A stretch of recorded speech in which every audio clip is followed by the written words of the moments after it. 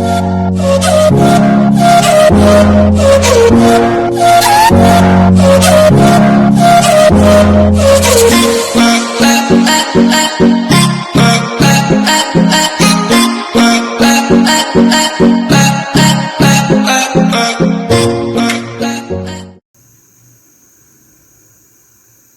वालेकुम friends, welcome back my channel cook with Maryam.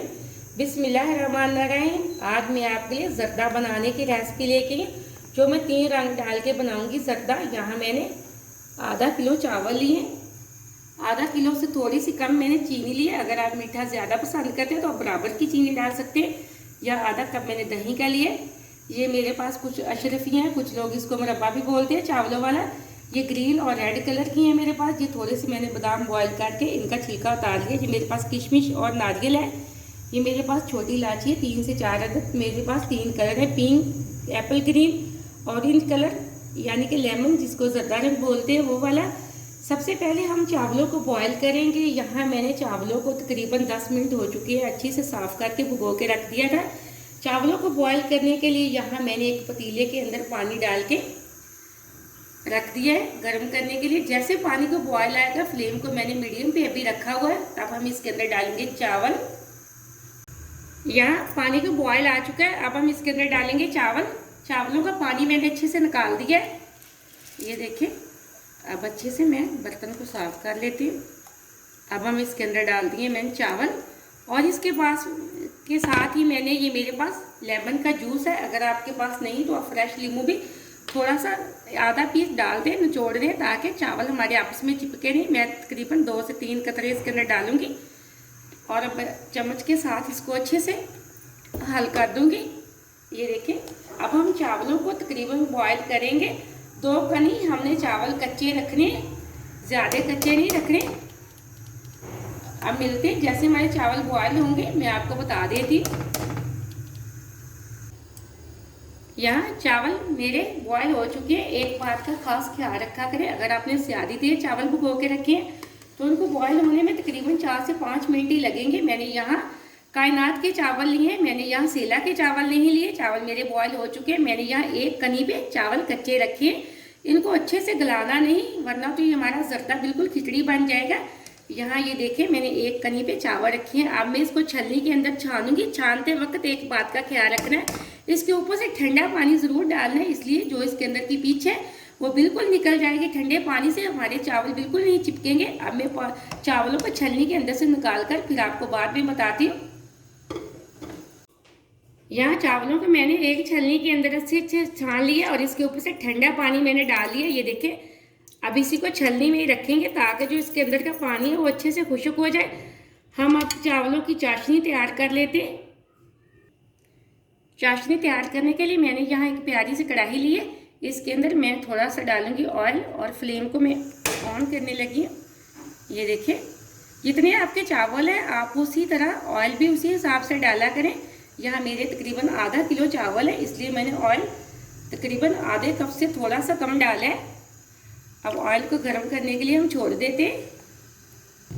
Oil हमारा गर्म हो चुका है। अब मैं इसके अंदर जो मेरे पास हरी इलायची थी मैं वो डाल दूंगी। अब इसी के साथ जो मेरे पास चीनी थी मैं वो डाल दूंगी, और हम इसी के साथ डालेंगे दही, और दही के अंदर इसकी करेंगे चाशनी तैयार।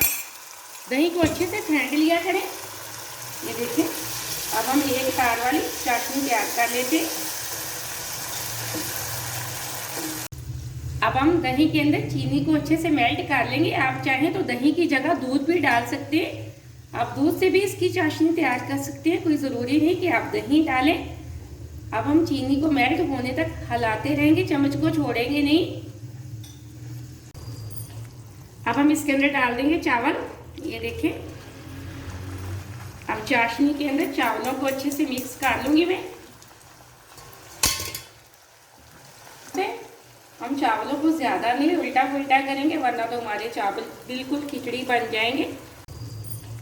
अब हम इसके अंदर डाल देंगे चावल। ये देखें, अब चाशनी के अंदर चावलों को अच्छे से मिक्स कर लूंगी मैं।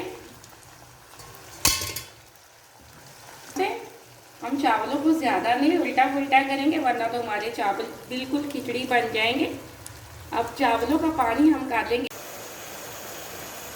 अभी हमारे चावलों का पानी खुश्क हो रहा है। जैसे हमारे चावलों का पानी खुश्क होगा फिर अब हम इसके अंदर डालेंगे जो मैंने 3 कलर आपको दिखाए हैं, उनको मैं पानी के अंदर मिक्स करके रख लिया कलर को। अब ये देखिए पानी हमारा खुश्क हो रहा है। अब हमारे चावलों का पानी तकरीबन खुश्क हो चुका है। अब हम चावलों को लगाएंगे दम। जो मेरे पास ये अशरफियाँ थी वो हम डाल देंगे।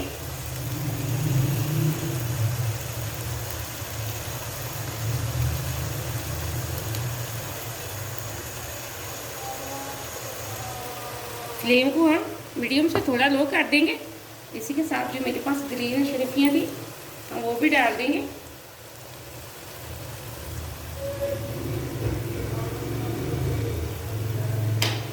और अब हम डालेंगे इसके अंदर कलर।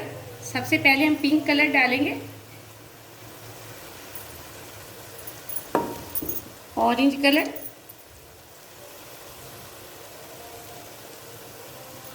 इसी के साथ जो मेरे पास एप्पल ग्रीन था वो हम डाल देंगे।